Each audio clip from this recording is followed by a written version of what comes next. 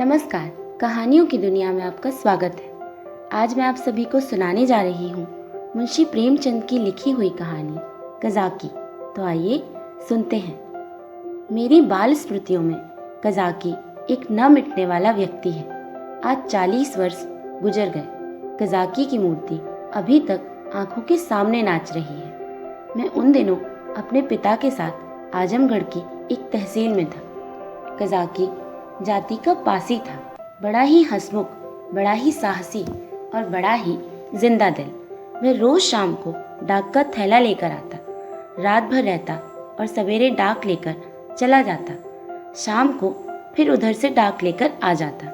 मैं दिन भर एक उद्विग्न दशा में उसकी राह देखा करता। ज्यों ही 4 बजते व्याकुल होकर सड़क पर आकर खड़ा हो जाता और थोड़ी देर में कज़ाकी कंधों पर बल्लम रखे उसकी झुंझुनी बजाता दूर से दौड़ता हुआ दिखलाई देता। वह सांवले रंग का गठीला लंबा जवान था। शरीर सांचे में ऐसा ढला हुआ कि चतुर मूर्तिकार भी उसमें कोई दोष ना निकाल सकता। उसकी छोटी छोटी मूछें उसके सुडौल चेहरे पर बहुत ही अच्छी मालूम होती थी। मुझे देखकर वह और तेज दौड़ने लगता। उसकी झुंझुनी और तेजी से बजने लगती और मेरे हृदय में और जोर से खुशी की धड़कन होने लगती। हर्षातिरेक में मैं भी दौड़ पड़ता और एक क्षण में कज़ाकी का कंधा मेरा सिंहासन बन जाता। वह स्थान मेरी अभिलाषाओं का स्वर्ग था। स्वर्ग के निवासियों को भी शायद वह आंदोलित आनंद न मिलता होगा जो मुझे कज़ाकी के विशाल कंधों पर मिलता था। संसार मेरी आंखों में तुच्छ हो जाता और जब कज़ाकी मुझे कंधों पर लिए हुए दौड़ने लगता तब तो ऐसा मालूम होता मानो मैं हवा के घोड़े पर उड़ा जा रहा हूँ। कज़ाकी डाक खाने में पहुँचता तो पसीने से तर रहता, लेकिन आराम करने की आदत न थी। थैला रखते ही वह हम लोगों को लेकर किसी मैदान में निकल जाता। कभी हमारे साथ खेलता, कभी बिरहे गाकर सुनाता और कभी कहानियाँ सुनाता। उसे चोरी और डाके, मारपीट, भूत प्रेत की सैकड़ों कहानियाँ मुँह ज़बानी याद थी। मैं ये कहानियाँ सुनकर विस्मयपूर्ण आनंद में मग्न हो जाता। उसकी कहानियों के चोर और डाकू सच्चे योद्धा होते थे जो अमीरों को लूटकर दीन दुखी प्राणियों का पालन करते थे। मुझे उन पर घृणा के बदले श्रद्धा होती थी। एक दिन कज़ाकी को डाक का थैला लेकर आने में देर हो गई। सूर्यास्त हो गया और वह दिखलाई न दिया। मैं खोया हुआ सा सड़क पर दूर तक आंखें फाड़ फाड़ कर देखता रहा, पर वह परिचित रेखा न दिखलाई पड़ती। कान लगाकर सुनता था, झुनझुन की वह आमोदमय ध्वनि न सुनाई देती थी। प्रकाश के साथ मेरी आशा भी मलिन होती जाती थी। उधर से किसी को आते देखता तो पूछता, कज़ाकी आता है? पर या तो कोई सुनता ही न था या केवल सिर हिला देता। सहसा झुनझुन की आवाज़ मेरे कानों में आई। मुझे अंधेरे में चारों ओर भूत ही भूत दिखलाई देते थे। यहाँ तक कि माताजी के कमरे में ताक पर रखी हुई मिठाई भी अंधेरा हो जाने के बाद मेरे लिए त्याज्य हो जाती थी। लेकिन वह आवाज़ सुनते ही मैं उसकी तरफ जोर से दौड़ा। हाँ, वह कज़ाकी ही था। उसे देखते ही मेरी विकलता क्रोध में बदल गई। मैं उसे मारने लगा, फिर रूठ कर उससे अलग खड़ा हो गया। कज़ाकी ने हंसकर कहा, मारोगे तो मैं एक चीज़ लाया हूँ, वह न दूंगा। मैंने साहस करके कहा, जाओ, मत देना, मैं लूँगा ही नहीं। कज़ाकी, अभी दिखा दूँ तो दौड़कर गोद में उठा लोगे। मैंने पिघल कर कहा, ठीक है, दिखा दो। कज़ाकी, तो आकर मेरे कंधों पर बैठ जाओ, भाग चलूँ। आज बहुत देर हो गई है, बाबूजी बिगड़ रहे होंगे। मैंने अकड़ कर कहा, पहले दिखा। मेरी विजय हुई। अगर कज़ाकी को देर का डर न होता और वह 1 मिनट भी और रुक सकता तो शायद पासा पलट जाता। उसने कोई चीज़ दिखलाई जिसे वह एक हाथ से छाती से चिपटाए हुए था। लंबा मुंह था और 2 आंखें चमक रही थी। मैंने उसे दौड़कर कज़ाकी की गोद से ले लिया। यह हिरन का बच्चा था। आह, मेरी खुशी का कौन अनुमान करेगा। तब से कठिन परीक्षाएं पास की, अच्छा पद भी पाया, राय बहादुर भी हुआ, पर वह खुशी फिर कभी न मिली। मैं उसे गोद में लिए उसके कोमल स्पर्श का आनंद उठाता घर की ओर दौड़ पड़ा। कज़ाकी को आने में क्यों इतनी देर हुई इसका ख्याल ही मुझे ना रहा। मैंने पूछा, ये कहाँ से मिला कज़ाकी? कज़ाकी, भैया यहाँ थोड़ी दूर पर एक छोटा सा जंगल है, उसमें बहुत से हिरन हैं। मेरा बहुत जी चाहता था कि कोई बच्चा मिल जाए तो तुम्हें दूँ। आज यह बच्चा हिरनों के झुंड के साथ दिखलाई दिया। मैं झुंड की ओर दौड़ा तो सबके सब भागे। यह बच्चा भी भागा, लेकिन मैंने पीछा न छोड़ा और हिरन तो बहुत दूर निकल गए, यही पीछे रह गया। मैंने इसे पकड़ लिया, इसी कारण मुझे इतनी देर हो गई। यूं बातें करते हम दोनों डाक खाने पहुंचे। बाबूजी ने मुझे न देखा, हिरन के बच्चे को भी न देखा। कज़ाकी पर ही उनकी निगाह पड़ी। बिगड़ कर बोले, आज इतनी देर कहाँ लगाई? अब थैला लेकर आया है, उसे लेकर मैं क्या करूं? डाक तो चली गई। बता, तूने इतनी देर कहाँ लगाई? कज़ाकी के मुंह से आवाज न निकली। बाबूजी ने कहा, तुझे शायद अब नौकरी नहीं करनी है। नीच है ना, पेट भरा तो मोटा हो गया, जब भूखों मरने लगेगा तो आंखें खुलेंगी। कज़ाकी चुपचाप खड़ा रहा। बाबूजी का क्रोध और बढ़ा। बोले, अच्छा थैला रख दे और अपने घर की राह ले। सुअर, अब डाक लेकर आया है, तेरा क्या बिगड़ेगा? जहाँ चाहेगा मजूरी कर लेगा, माथे तो मेरे आएगी, जवाब तो मुझसे तलब होगा। कज़ाकी ने रुआंसे होकर कहा, सरकार अब कभी देर ना होगी। बाबूजी, आज क्यों देर की, इसका जवाब दे। कज़ाकी के पास कोई जवाब ना था। आश्चर्य तो यह था कि मेरी भी जबान बंद हो गई। बाबूजी बड़े गुस्से पर थे, उन्हें काम करना पड़ता था, इसी से बात बात पर झुंझला पड़ते थे। मैं तो उनके सामने कभी जाता ही न था। केवल माताजी उनका क्रोध शांत करना जानती थी, पर वह दफ्तर में कैसे आती? बेचारा कज़ाकी उसी वक्त मेरे देखते देखते निकाल दिया गया। उसका बल्लम, चपरास और साफा छीन लिया गया और उसे डाक खाने से निकल जाने का हुक्म सुना दिया। आह, उस वक्त मेरा ऐसा जी चाहता था कि मेरे पास सोने की लंका होती तो कज़ाकी को दे देता और बाबूजी को दिखा देता कि आपके निकाल देने से कज़ाकी का बाल भी बांका नहीं हुआ। किसी योद्धा को अपनी तलवार पर जितना घमंड होता है, उतना ही घमंड कज़ाकी को अपनी चपरास पर था।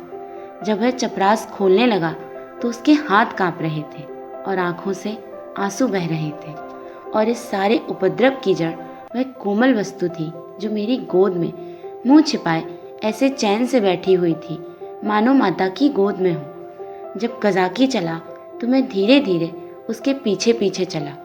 मेरे घर के द्वार पर आकर कज़ाकी ने कहा, भैया अब घर जाओ, सांझ हो गई है। मैं चुपचाप खड़ा अपने आंसुओं के वेग को सारी शक्ति से दबा रहा था। कज़ाकी फिर बोला, भैया मैं कहीं बाहर थोड़े ही चला जाऊंगा, फिर आऊंगा और तुम्हें कंधों पर बैठाकर कुनाऊंगा। बाबूजी ने नौकरी ले ली है तो क्या इतना भी ना करने देंगे? तुमको छोड़कर मैं कहीं न जाऊंगा। जाकर अम्मा से कह दो कज़ाकी जाता है, उसका कहा सुना माफ करे। मैं दौड़ा हुआ घर गया, लेकिन अम्मा जी को कुछ कहने के बदले बिलक बिलक कर रोने लगा। अम्मा जी रसोई के बाहर निकलकर पूछने लगी, क्या हुआ बेटा, किसी ने मारा? बाबूजी ने कुछ कहा? अच्छा रह तो जाओ, आज घर आते हैं तो पूछती हूँ। जब देखो तब मेरे लड़के को डांटा मारा करते हैं। चुप रहो बेटा, अब तुम उनके पास कभी मत जाना। मैंने बड़ी मुश्किल से आवाज़ संभाल कर कहा, कज़ाकी। अम्मा ने समझा कज़ाकी ने मारा। बोली, अच्छा आने दो कज़ाकी को, देखो खड़े खड़े निकलवा देती हूँ। हरकारा होकर मेरे राजा बेटा को मारता है। आज ही तो साफा बल्लम सब छिनवाए लेती हूँ। वाह, मैंने जल्दी कहा, नहीं कज़ाकी ने नहीं मारा। बाबूजी ने उसे निकाल दिया, उसका साफा बल्लम सब छीन लिया, उसकी चपरास भी ले ली। अम्मा, यह तुम्हारे बाबूजी ने बहुत बुरा किया। वह बेचारा अपने काम में इतना चौकस रहता है, फिर उसे क्यों निकाला? मैंने कहा, आज उसे देर हो गई थी। यह कहकर मैंने हिरन के बच्चे को गोद से उतार दिया। घर में उसके भाग जाने का भय न था। अब तक अम्मा जी की निगाह भी उस पर ना पड़ी थी।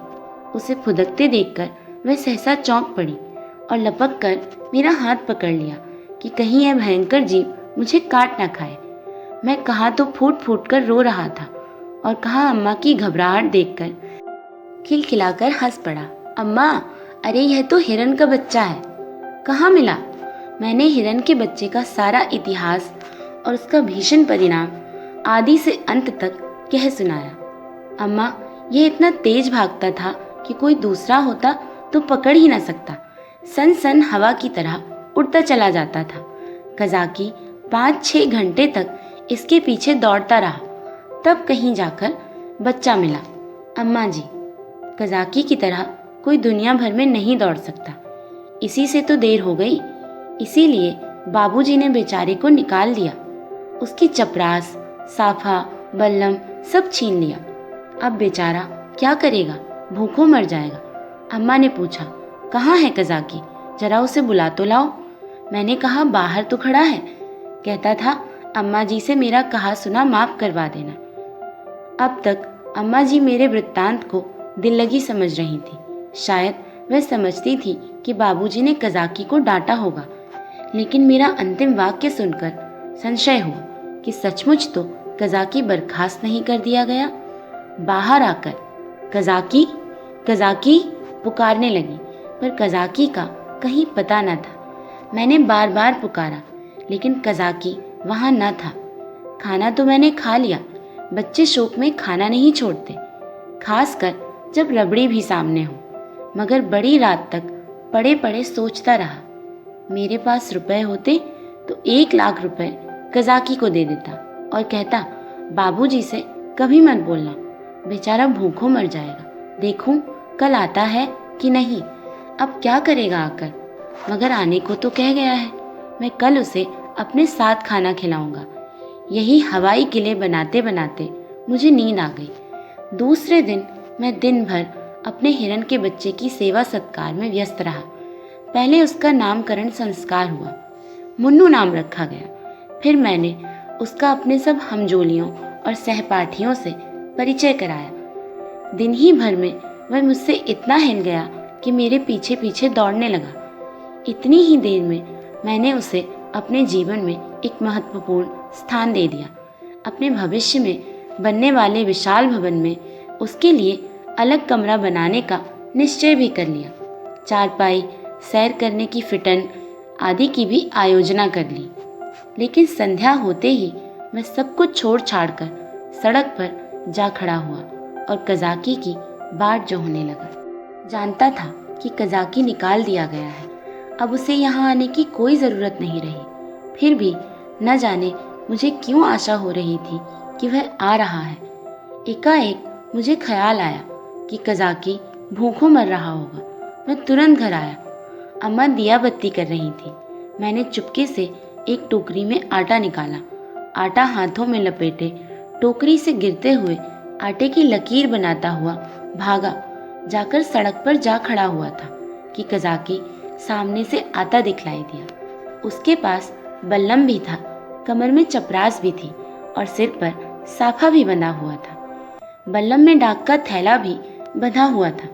मैं दौड़कर उसकी कमर से चिपट गया और विस्मित होकर बोला, तुम्हें चपरास और बल्लम कहाँ से मिल गया कज़ाकी? कज़ाकी ने मुझे उठाकर कंधों पर बिठाते हुए कहा, चपरास किस काम की थी भैया? वह तो गुलामी की चपरास थी। यह पुरानी खुशी की चपरास है। पहले सरकार का नौकर था, अब तुम्हारा नौकर हूँ। यह कहते कहते उसकी निगाह टोकरी पर पड़ी जो वहीं रखी थी। बोला, यह आटा कैसा है भैया? मैंने सकुचाते हुए कहा, तुम्हारे ही लिए तो लाया हूँ, तुम भूखे होगे ना, आज क्या खाया होगा? कज़ाकी की आंखों को तो मैं देख ना सका, उसके कंधों पर बैठा हुआ था। हाँ, उसकी आवाज़ से मालूम हुआ कि उसका गला भर आया। बोला, भैया क्या रूखी ही रोटियां खाऊंगा? दाल, नमक, घी और तो कुछ भी नहीं है। मैं अपनी भूल पर बहुत लज्जित हुआ।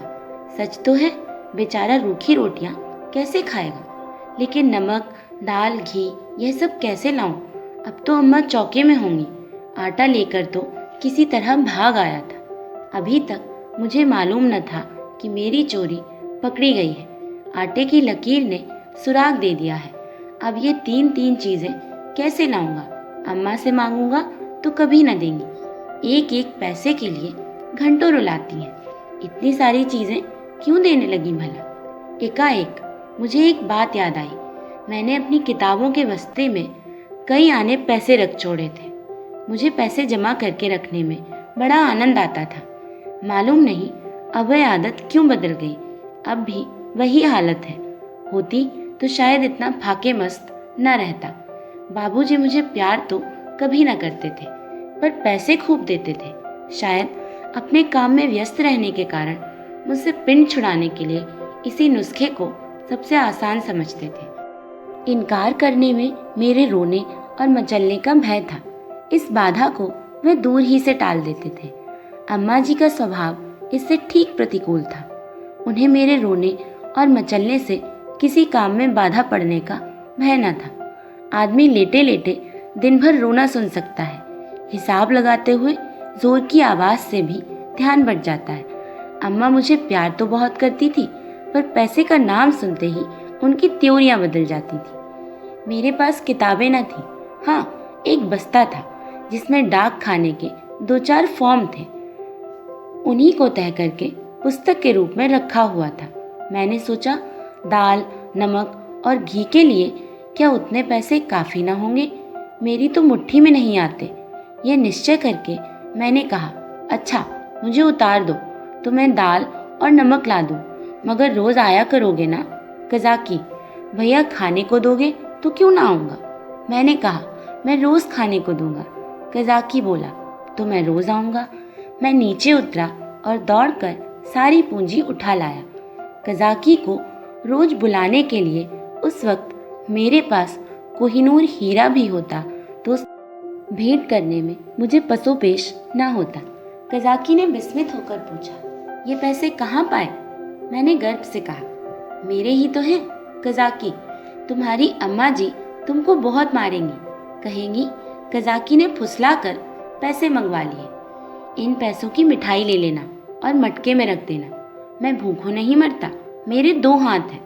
मैं भला भूखों मर सकता हूँ? मैंने बहुत कहा कि पैसे मेरे हैं, लेकिन कज़ाकी ने ना लिए। उसने बड़ी देर तक इधर उधर की सैर कराई, गीत सुनाए और मुझे घर पहुंचाकर चला गया। मेरे द्वार पर आटे की टोकरी भी रख दी। मैंने घर में कदम रखा ही था कि अम्मा जी ने डांट कर कहा, क्यों रे चोर, तू आटा कहाँ ले गया था? अब चोरी करना सीखता है? बता, किसको किसको आटा देकर आया है? नहीं तो तेरी खाल उधेड़ कर रख दूंगी। मेरी नानी मर गई। अम्मा क्रोध में सिंगनी हो जाती थी। सिर पिटाकर बोला, किसी को तो नहीं दिया? अम्मा, तूने आटा नहीं निकाला? देख कितना आटा सारे आंगन में बिखरा पड़ा है। मैं चुप खड़ा था। वह कितना ही धमकाती थी, चुमकारती थी, पर मेरी जबान न खुलती थी। आने वाली विपत्ति के भय से प्राण सूख रहे थे। यहाँ तक कि यह भी कहने की हिम्मत न पड़ती थी, बिगड़ती क्यों हो? आटा तो द्वार पर ही रखा हुआ है और ना उठाकर लाते ही बनता है। मानो क्रिया शक्ति ही लुप्त हो गई हो, मानो पैरों में हिलने की सामर्थ्य ही नहीं। सहसा कज़ाकी ने पुकारा, बहू जी, आटा द्वार पर रखा हुआ है, भैया मुझे देने ले गए थे। यह सुनते ही अम्मा द्वार की ओर चली गई। कज़ाकी से मैं पर्दा न करती थी। उन्होंने कज़ाकी से कोई बात की या नहीं, यह तो नहीं जानता, लेकिन अम्मा जी खाली टोकरी लिए हुए घर में आई। फिर कोठरी में जाकर संदूक से कुछ निकाला और द्वार की ओर गई। मैंने देखा कि उनकी मुट्ठी बंद थी।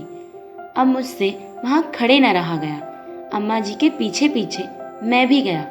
अम्मा ने द्वार पर कई बार पुकारा, मगर कज़ाकी चला गया था। मैंने बड़ी अधीरता से कहा, मैं जाकर खोज लाऊं अम्मा जी? अम्मा जी ने किवाड़े बंद करते हुए कहा, तुम अंधेरे में कहाँ जाओगे? अभी तो यहीं खड़ा था। मैंने कहा कि यहीं रहना, मैं अभी आती हूँ।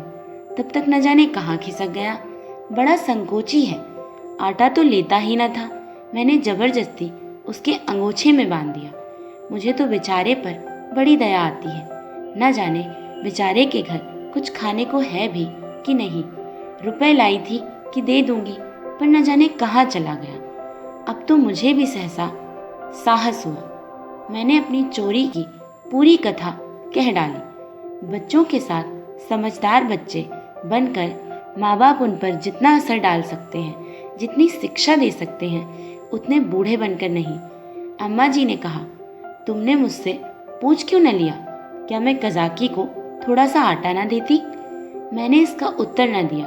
दिल में कहा, इस वक्त तुम्हें कज़ाकी पर दया आ गई, जो चाहे दे डालो। लेकिन मैं मांगता तो मारने दौड़ती। हाँ, यह सोचकर चित्त प्रसन्न हुआ कि अब कज़ाकी भूखों न मरेगा। अम्मा जी उसे रोज खाने को देंगी और वह रोज मुझे कंधों पर बिठाकर सैर कराएगा। दूसरे दिन मैं दिन भर मुन्नू के साथ खेलता रहा। शाम को सड़क पर जाकर खड़ा हो गया, मगर अंधेरा हो गया और कज़ाकी का कहीं पता नहीं। दिए जल गए, रास्ते में सन्नाटा छा गया, पर कज़ाकी ना आया। मैं रोता हुआ घर आया। अम्मा जी ने पूछा, क्यों रोते हो बेटा? क्या कज़ाकी नहीं आया? मैं और ज़ोर से रोने लगा। अम्मा जी ने मुझे छाती से लगा लिया और मुझे ऐसा मालूम हुआ कि उनका भी कंठ गदगद हो गया। उन्होंने कहा, चुप हो जाओ, मैं कल किसी हरकारे को भेजकर कज़ाकी को बुलवा लूँगी। मैं रोते ही रोते सो गया। सवेरे ज्यों ही आँख खुली, मैंने अम्मा जी से कहा, कज़ाकी को बुलवा दो। अम्मा ने कहा, आदमी गया है बेटा, कज़ाकी आता होगा। खुश होकर खेलने लगा। मुझे मालूम था कि अम्मा जी जो बात कहती हैं उसे ज़रूर पूरा करती हैं। उन्होंने सवेरे ही एक हरकारे को भेज दिया था। 10 बजे जब मैं मुन्नू को लिए हुए घर आया तो मालूम हुआ कि कज़ाकी अपने घर पर नहीं मिला। वह रात को भी घर पर ना गया था। उसकी स्त्री रो रही थी कि वह न जाने कहाँ चले गए। उसे भय था कि वह कहीं भाग गया है। बालकों का हृदय जितना कोमल होता है, उसका अनुमान दूसरा नहीं कर सकता। उनमें अपने भावों को व्यक्त करने के लिए शब्द नहीं होते। उन्हें यह भी ज्ञात नहीं होता कि कौन सी बात उन्हें विकल कर देती है, कौन सा कांटा उनके हृदय में खटक रहा है, क्यों बार बार उन्हें रोना आता है, क्यों वे मन मारे बैठे रहते हैं, क्यों खेलने में भी जी नहीं लगता। मेरी भी यही दशा थी। कभी घर में आता, कभी बाहर जाता, कभी सड़क पर जाकर पहुंचता। आंखें कज़ाकी को ढूंढ रही थी। वह कहाँ चला गया? कहीं भाग तो नहीं गया? तीसरे पहर को मैं खोया हुआ सा सड़क पर खड़ा था। सहसा मैंने कज़ाकी को एक गली में देखा। हाँ, वह कज़ाकी ही था। मैं उसकी ओर चिल्लाता हुआ दौड़ा, पर गली में उसका पता न था। न जाने किधर गायब हो गया। मैंने गली के इस सिरे से उस सिरे तक देखा, मगर कहीं कज़ाकी की गंध तक न मिली। घर जाकर मैंने अम्मा जी से यह बात कही। मुझे ऐसा जान पड़ा कि वह यह बात सुनकर बहुत चिंतित हो गई। इसके बाद 2-3 दिन तक कज़ाकी ना दिखलाई दिया। मैं भी अब उसे कुछ कुछ भूलने लगा। बच्चे पहले जितना प्रेम करते हैं, बात को उतने ही निष्ठुर भी हो जाते हैं। जिस खिलौने पर प्राण देते हैं, उसी को 2-4 दिन के बाद पटक कर फोड़ भी डालते हैं। 10-12 दिन और बीत गए। दोपहर का समय था। बाबूजी खाना खा रहे थे। मैं मुन्नू के पैरों में पीनस की पैंजनियां बांध रहा था। एक औरत घूंघट निकाले हुए आई और आंगन में खड़ी हो गई। उसके कपड़े फटे हुए और मैले थे, पर गोरी और सुंदर स्त्री थी। उसने मुझसे पूछा, भैया, बहू जी कहाँ हैं? मैंने उसके पास जाकर उसका मुंह देखते हुए कहा, तुम कौन हो? क्या बेचती हो? औरत, कुछ बेचती नहीं हूँ, तुम्हारे लिए कमल गट्टे लाई हूँ। तुम्हें कमल गट्टे बहुत अच्छे लगते हैं ना? मैंने उसके हाथों से लटकती हुई पोटली को उत्सुक नेत्रों से देखकर पूछा, कहाँ से लाई हो? देखें, औरत, तुम्हारे हरकारे ने भेजा है। मैंने उछलकर कहा, कज़ाकी ने? औरत ने सिर हिलाकर हाँ कहा और पोटली खोलने लगी। इतने में अम्मा जी भी रसोई से निकल आई। उसने अम्मा के पैरों का स्पर्श किया। अम्मा ने पूछा, तू कज़ाकी की घरवाली है? औरत ने सिर झुका लिया। अम्मा, आजकल कज़ाकी क्या करता है? औरत ने रोकर कहा, बहू जी, जिस दिन से आपके पास से आटा लेकर गए हैं, उसी दिन से बीमार पड़े हैं। बस भैया भैया किया करते हैं। भैया ही में उनका मन बसा रहता है। चौंक चौंक कर भैया भैया कहते हुए द्वार की ओर दौड़ते हैं। न जाने उन्हें क्या हो गया है बहू जी। एक दिन मुझसे कुछ कहा न सुना, घर से चल दिए और एक गली में छिपकर भैया को देखते रहे। जब भैया ने उन्हें देख लिया तो भागे, तुम्हारे पास आते हुए लजाते हैं। मैंने कहा, हाँ हाँ, मैंने उस दिन तुमसे जो कहा था अम्मा जी। अम्मा, घर में कुछ खाने पीने को है कि नहीं? औरत, हाँ बहू जी, तुम्हारे आशीर्वाद से खाने पीने का दुख नहीं है। आज सवेरे उठे और तालाब की ओर चले गए। बहुत कहती रही, बाहर मत जाओ, हवा लग जाएगी, मगर ना माने। मारे कमजोरी के पैर कांपने लगते हैं, मगर तालाब में घुसकर ये कमलगट्टे तोड़ लाए। तब मुझसे कहा, ले जा, भैया को देकर आ, उन्हें कमलगट्टे बहुत अच्छे लगते हैं। कुशल क्षेम पूछती आना। मैंने पोटली से कमलगट्टे निकाल लिए और मज़े से चख रहा था। अम्मा ने बहुत आंखें दिखाईं, मगर यहाँ इतनी सब्र कहाँ। अम्मा ने कहा, कह देना सब कुशल है। मैंने कहा, यह भी कह देना कि भैया ने बुलाया है, ना जाओगे तो फिर तुमसे कभी ना बोलेंगे। हाँ, बाबूजी खाना खाकर निकल आए थे। तौलिए से हाथ मुंह पोंछते हुए बोले, और यह भी कह देना कि साहब ने तुमको बहाल कर दिया है। जल्दी जाओ, नहीं तो कोई दूसरा आदमी रख लिया जाएगा। औरत ने अपना कपड़ा उठाया और चली गई। अम्मा ने बहुत पुकारा पर वह ना रुकी। शायद अम्मा जी उसे सीधा देना चाहती थी। अम्मा ने पूछा, सचमुच बहाल हो गया? बाबूजी, और क्या झूठे ही बुला रहा हूँ? मैंने तो 5वें ही दिन बहाली की रिपोर्ट की थी। अम्मा, यह तुमने अच्छा किया। उसकी बीमारी की यही दवा है। प्रातःकाल मैं उठा तो क्या देखता हूँ कि कज़ाकी लाठी टेकता हुआ चला आ रहा था। वह बहुत दुबला हो गया था, मालूम होता था बूढ़ा हो गया है। हरा भरा पेड़ सूखकर ठूठा हो गया था। मैं उसकी ओर दौड़ा और उसकी कमर से चिपट गया। कज़ाकी ने मुझे अपने कंधों पर उठा लिया और बिठाने की चेष्टा करने लगा, पर मैं ना उठ सका। तब वह जानवरों की भांति भूमि पर हाथों और घुटनों के बल खड़ा हो गया और मैं उसकी पीठ पर सवार होकर दाग खाने की ओर चला। मैं उस वक्त फूला न समाता था और शायद कज़ाकी मुझसे भी ज़्यादा खुश था। बाबूजी ने कहा, कज़ाकी, तुम बहाल हो गए, अब कभी देर न करना। कज़ाकी रोता हुआ पिताजी के पैरों पर गिर पड़ा, मगर शायद मेरे भाग्य में दोनों सुख भोगना ना लिखा था। मुन्नू मिला तो कज़ाकी छूटा, कज़ाकी आया तो मुन्नू हाथ से चला गया। ऐसा गया कि आज तक उसके जाने का दुख है। मुन्नू मेरी ही थाली में खाता था। जब तक मैं खाने न बैठूं, मैं भी कुछ न खाता था। उसे भात से बहुत ही रुचि थी, लेकिन जब तक खूब घी न पड़ा हो, उसे संतोष न होता था। वह मेरे ही साथ सोता और मेरे ही साथ उठता भी था। सफाई भी तो उसे इतनी पसंद थी कि क्या बताऊं। कुत्तों से उसे चिढ़ थी। कुत्तों को घर में ना घुसने देता था। कुत्ते को देखते ही थाली से उठ जाता और उसे दौड़कर घर से बाहर निकाल देता था। कज़ाकी को दाग खाने में छोड़कर जब मैं खाना खाने गया तो मुन्नू भी आ बैठा। अभी 2-4 ही कौर खाए थे कि एक बड़ा सा झबरा कुत्ता आंगन में दिखाई दिया। मुन्नू से देखते ही दौड़ा। दूसरे घर में जाकर कुत्ता चूहा हो जाता है। झबरा कुत्ता उसे आते देखकर भागा। मुन्नू को अब लौट आना चाहिए था, मगर वह कुत्ता उसके लिए यमराज का दूत था। मुन्नू को उसे घर से निकालकर भी संतोष न हुआ। वह उसे घर के बाहर मैदान में भी दौड़ाने लगा। मुन्नू को शायद ख्याल न रहा कि यहाँ मेरी अमलदारी नहीं है। वह उस क्षेत्र में पहुँच गया था जहाँ झबरे का भी उतना ही अधिकार था जितना मुन्नू का। मुन्नू कुत्तों को भगाते भगाते कदाचित अपने बाहुबल पर घमंड करने लगा था। वह यह न समझता था कि घर में उसकी पीठ पर घर के स्वामी का भय काम किया करता है। झबरे ने इस मैदान में आते ही उलटकर मुन्नू की गर्दन दबा दी। बेचारे मुन्नू के मुंह से आवाज तक न निकली। जब पड़ोसियों ने शोर मचाया तो मैं दौड़ा।